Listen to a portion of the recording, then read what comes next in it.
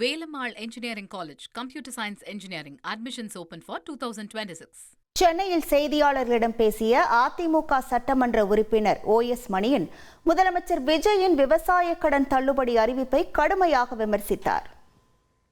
ஆனால் புதிதாக ஒரு பொருளாதார மேதை யாரிடம் கேட்டார் முதலமைச்சர் என்று தெரியவில்லை. சிறு விவசாயிகளுக்கு தள்ளுபடி செய்யாமல் அவர் தொகையை முன்னிலைப்படுத்துகிறார்.